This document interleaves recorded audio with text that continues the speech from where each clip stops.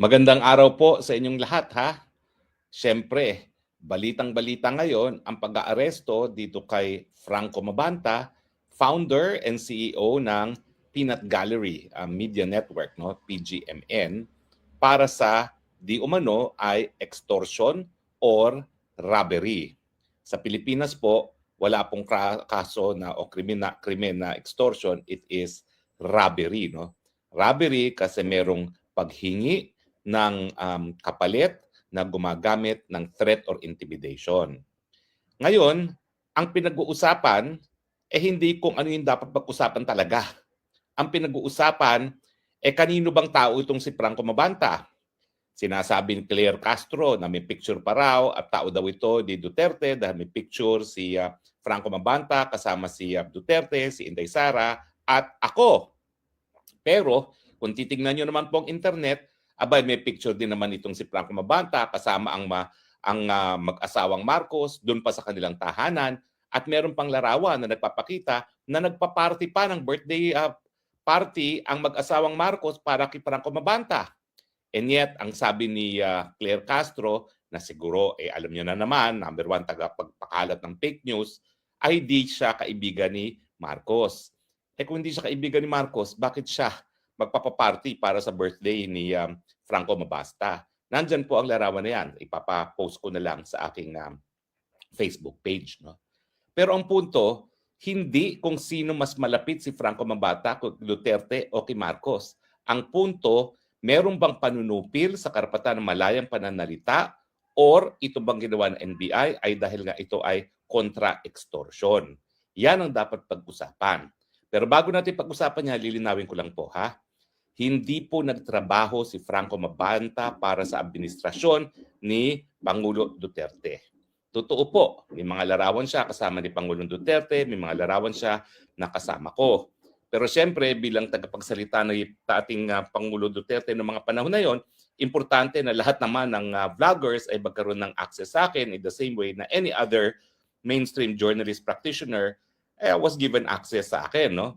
So wala po akong pinipili. Lahat talaga in-entertain ko.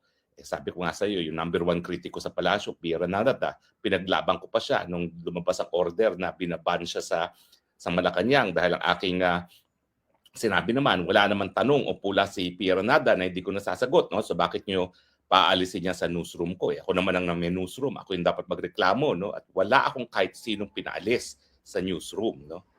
So, ang tanong, kung pagdating lang sa kung sino ang kaibigan ni Franco Mabanta, malinaw po yan.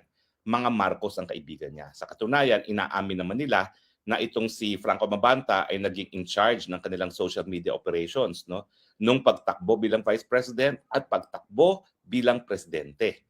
Doon nga sa inaugural yung isang letter, open letter na ginawa ni Franco Mabanta to justify yung inaugural presentation ni Rowena Gadzon doon sa PGMN, sinabi pa ni Franco Mabanta na siya daw ang dahilan kung bakit napakatindi ng social media presence ni Marcos. Hindi ko alam kung totoo yun, pero that's beside the issue. So, ang tanong, meron bang panunupil o ito ba ay contra-extortion? Alam niyo po, kung siya ay inaresto dahil na-publish na yung sinasabi niyang 90-minute documentary tungkol sa korupsyon ni Martin Romualdez, opo, yan ay panunupil.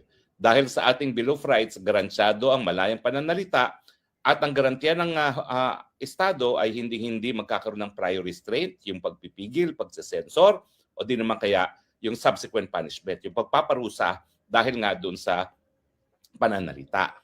Ang problema, hindi pa po lumalabas yung 90-minute documentary. Ang sabi ng NBI na entrap daw si Franco Mabanta dahil kinikikilan daw ng 300 million si Martin Romualdez para wag ipakita yung 90-minute documentary na yan. So ngayon, ang tanong, dahil siya ay hinuli, hindi dahil doon sa 90-minute documentary na hindi pa napapakita sa publiko, siguro po wala pang paglabag sa malayang pananalita. Pero paano naman titignan ng hukuman ang ganitong pag-aresto sa isang founder ng napakalakas na social media outlet gaya ng PGMN? Kasi sabi po nila, meron na raw silang 1 billion combined viewership.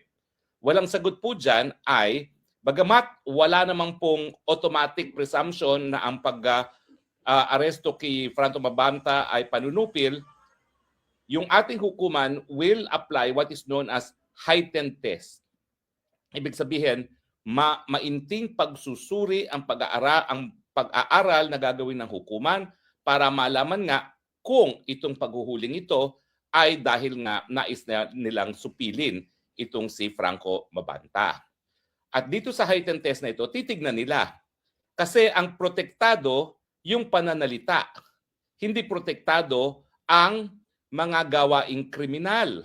So kinakailangan malaman din natin kung yung elemento ng robbery or extortion na posible na nangyari nga, na gaya na sinabi ng NBI. So ano ang mga elemento dyan? Well, kinakailangan nga, unang-una, merong pananakot or intimidation. Pangalawa, merong demand ng kapalit. Yun ang importante. Kapag sinabi mo na meron ako ipapublish sa'yo na makakasira sa'yo, bigyan mo ako ng pera, extortion yan. Yan po ay criminal conduct at yan ay pinaparusahan bilang form of robbery through extortion. Pero kung sinabi mo naman ay meron akong artikulo, meron akong video o documentary na ipapublish, magkomento ka kasi kung hindi ka magkomento o hindi, ipapublish ko pa rin yan. Yan po ay protektado. At kapag yan ay dahilan para siya ay makulong, yan po ay paglabag doon sa garantiya na walang subsequent punishment o walang parusa kapag ikaw ay nanindigan sa karapatan ng malayang pananalita. So ngayon, titignan natin ang ebidensya ngayon. Bagamat walang presumption na siya ay sinupil dahil siya naman ay di umano kinulong dahil sa extortion, titignan ngayon ng hukuman, meron nga bang elemento ng extortion? Meron bang demand? Anong ebidensya dyan doon sa paghingi ng pera? Pangalawa, ano ba yung isinusupil nila o yung hindi nila ipapakita kapalit ng kabayaran ng pera? Sa akin kasi, importante na sa ganitong punto, dahil ako naman na abogado, lahat naman tayo bibigyan natin ng presumption of innocence itong si Franco Mabanta.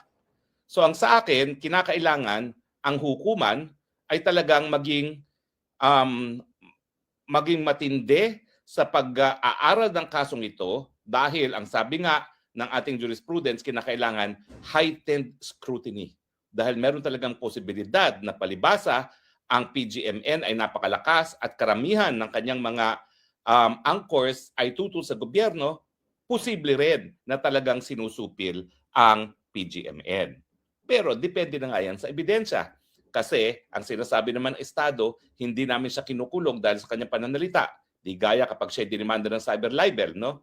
Or kaya incitement to sedition, kung hindi, dinidemanda siya dahil nga doon sa pangingikil na di umano kanyang ginawa. Well, ako lang, wag na tayo magdebate kung si Franco Mabanta ay DDS or hindi.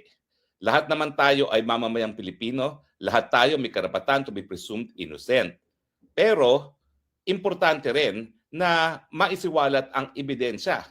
Dahil kung walang ebidensya na siya ay nangikil, malinaw na ang nangyari ay panunupil kahit sino pa ang kakampi niya. Dahil ang lumalabas ay ito daw ay labanan sa parte ng Liza versus Tambaluslos. Pero sa akin naman, yan po ay lihis sa tunay na issue. Tunay na issue, meron bang panunupil ng karapatan o ang nangyari bang pag-aresto ay kontra extortion. Sana po tayo ay nakapagbigay linaw dito sa issue ni Franco Mabanta, pero ang importante po, lahat tayo ay pag-usapan ito. Dahil kung hindi tayo nag-uusap-usapan, hindi tayo nagdedebate, hindi natin malalaman ang katotohanan at yan naman pong dahilan kung bakit protektado ng karapatang pantao at ng ating saligang batas ang karapatan ng malayang pananalita. Salamat po sa inyong patuloy na pagtangkilik. Ito po ang inyong Spoksang Bayan nagsasabi, I love you Philippines. You're the only country that I have. You're the only country that I will love. Bye!